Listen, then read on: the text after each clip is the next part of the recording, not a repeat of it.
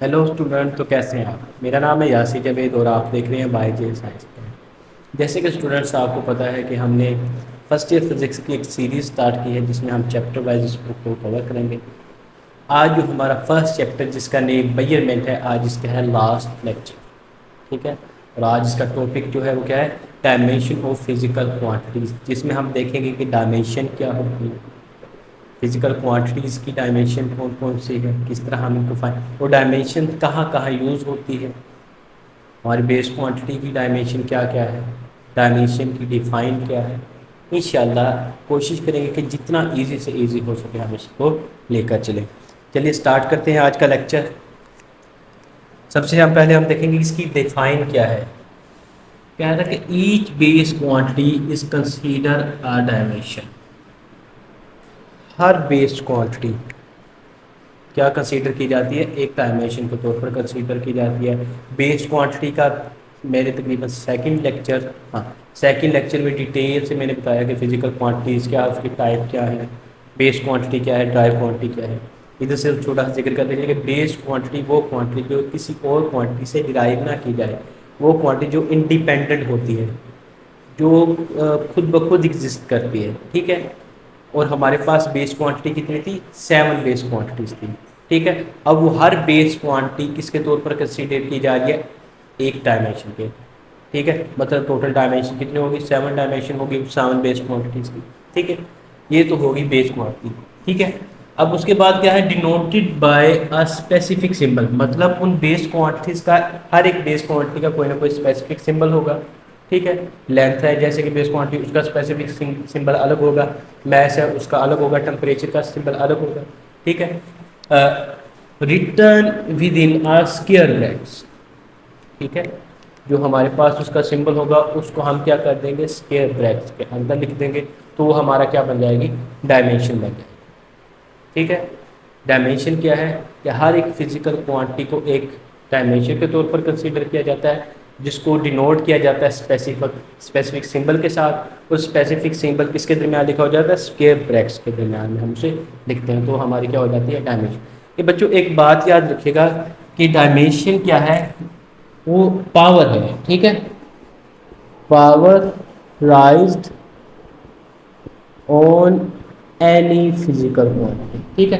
किसी भी physical quantity के ऊपर जो पावर राइज होती है, जो पावर होती है, वही उस फिजिकल क्वांटिटी की क्या होगी? डायमेंशन होगी। ये की पॉइंट है, ये याद रखिएगा कि जितनी उसकी पावर होगी फिजिकल क्वांटिटी की, उतनी उसकी क्या होगी? डायमेंशन।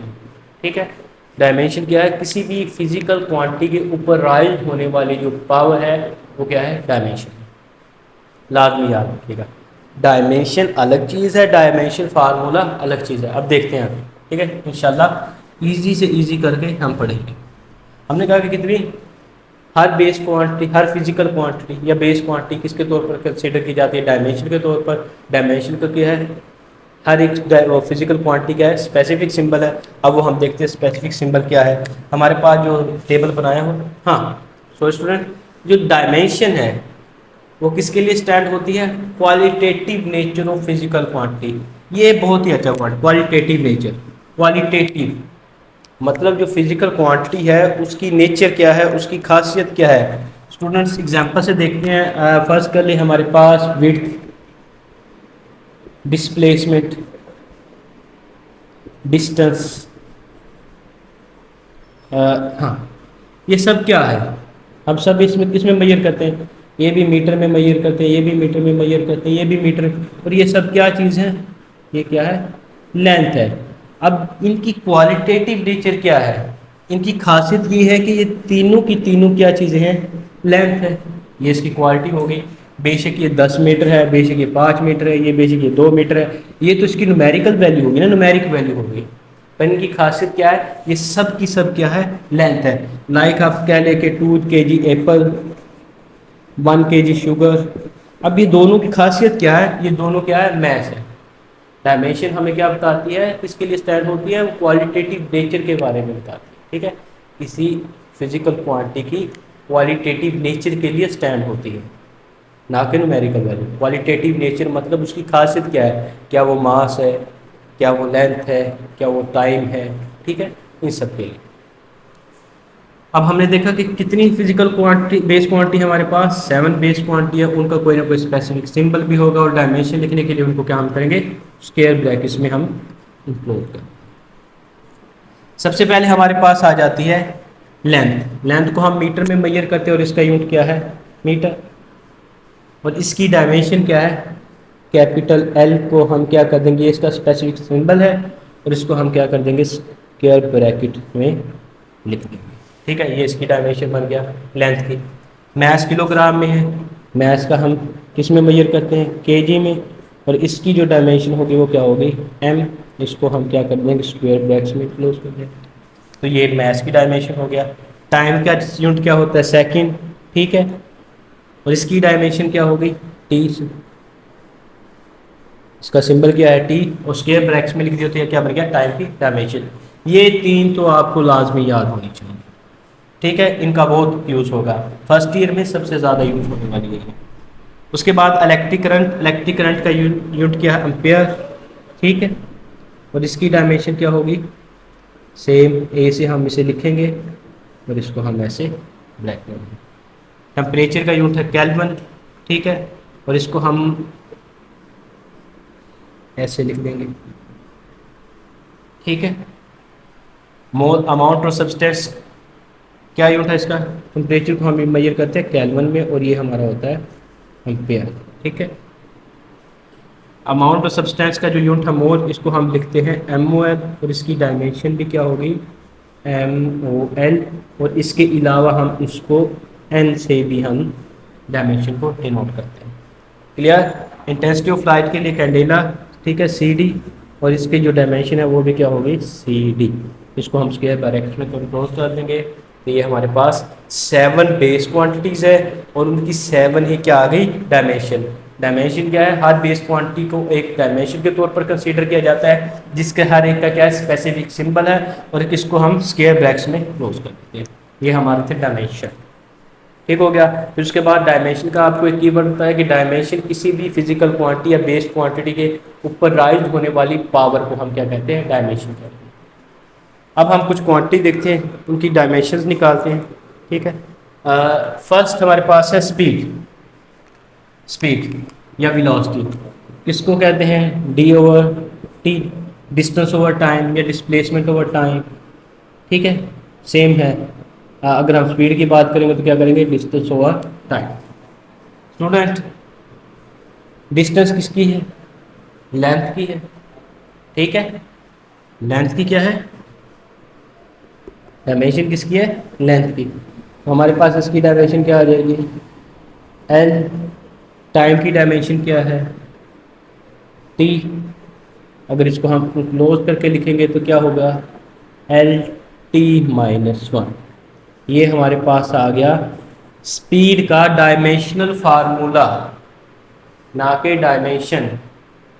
हाँ, अगर ये पूछे कि वेलोसिटी में लेंथ की डायमेंशन क्या है, तो लेंथ की ऊपर पावर क्या है, 1 है, तो हम लेंथ की डायमेंशन कहेंगे इसकी क्या है, 1 है डायमेंशन। पर ये क्या है, वेलोसिटी का, स्पीड का डायमेंशनल फार्मूला है। अगर टाइम का पूछेगा तो हम क्या कहेंगे, -1। लेंथ की पूछेगा क्या कहेंगे, 1। डायमेंशन की बात करें, मैंने कहा ना कि डायमेंशन क्या है, किसी भी बेस क्वांटिटी या फिजिकल क्वांटिटी के ऊपर राइज होने वाली पावर का नाम डायमेंशन है। ठीक है, इसके अलावा इसका स्पीड का डायमेंशन क्या आ गई हमारे पास, LT-1। स्टूडेंट, इसको कई दफ़ा ऐसे भी लिखा होगा, आपने देखा होगा कि M0 L1 T-1। ठीक है, ये भी डायमेंशन है, क्योंकि हमारे पास जो मास की डायमेंशन है वेलोसिटी के अंदर वो क्या है, 0। 0 किसी की पावर अगर 0 हो तो किसके इक्वल होता है, 1 के। तो सेम हमारे पास क्या आ जाएगा, L1 T-। ठीक है, ये तो हमारे पास आ गई स्पीड की डायमेंशन। अब हम देखते हैं आगे कि एक्सेलरेशन की डायमेंशन क्या है। एक्सेलरेशन हमें पता है कि change in velocity with respect to time. ठीक है, वेलोसिटी में तब्दीली की शरह को हम क्या कहते हैं, एक्सेलरेशन कहते हैं। वेलोसिटी की डायमेंशन हमारे पास क्या आई, LT-1 डिवाइड कर देंगे T पर। तो इसका ऊपर जाकर क्या हो जाएगा, -1 LT-1, तो ये मेरे पास हो जाएगा LT-2। ठीक है, तो ये मेरे पास एक्सेलरेशन का डायमेंशनल फार्मूला आ गया। क्या आया, LT-2, या आप कह लें इसको ऐसे भी लिख सकते हैं कि M0 LT-2। ठीक है, ये भी इसका डायमेंशनल फार्मूला है।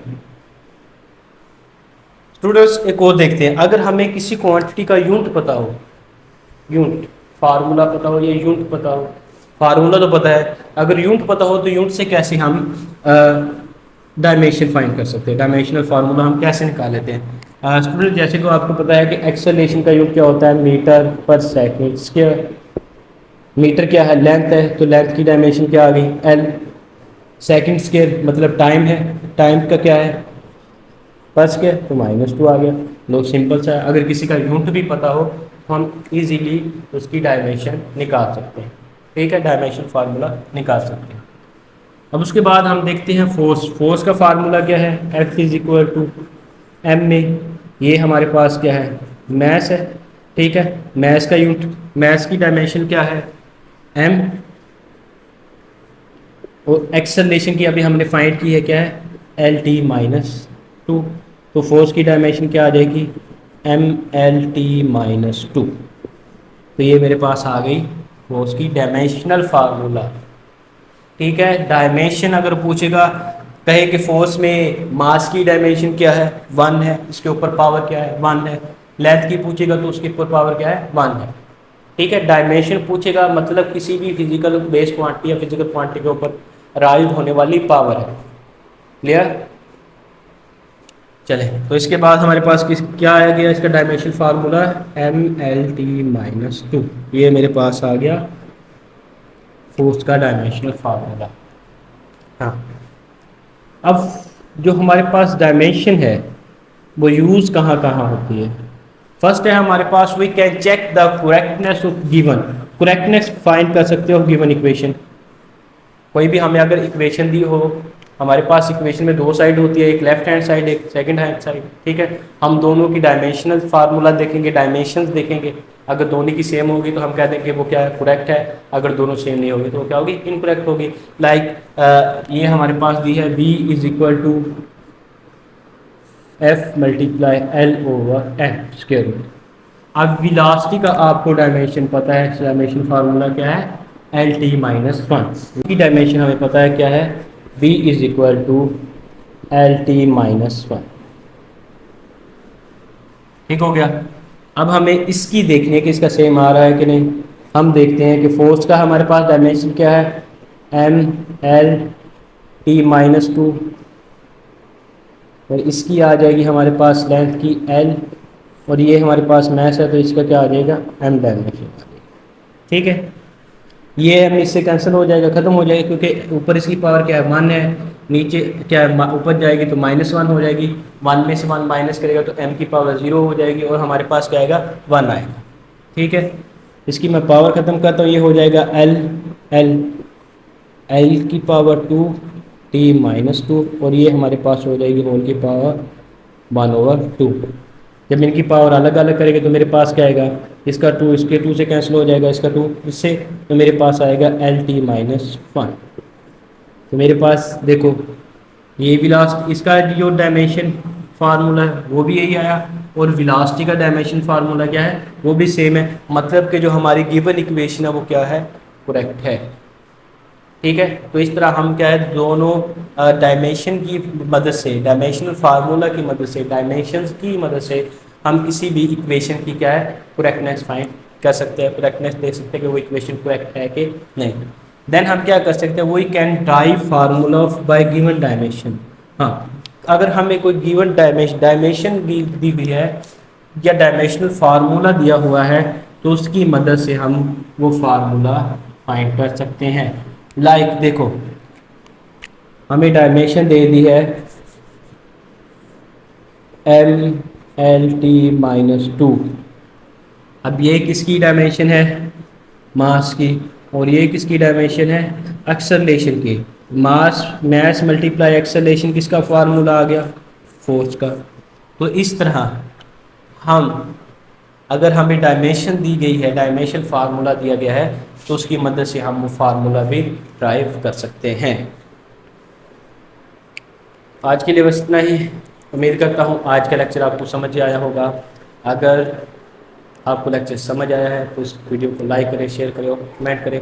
अगर मेरे चैनल को अभी तक सब्सक्राइब नहीं किया तो सब्सक्राइब करें, ताकि आने वाले वीडियो के लेक्चर की नोटिफिकेशन आपको टाइम टू टाइम मिलते रहे। अपना ख्याल रखें, इंशाल्लाह मिलते हैं नेक्स्ट चैप्टर के साथ। अल्लाह हाफ़िज़।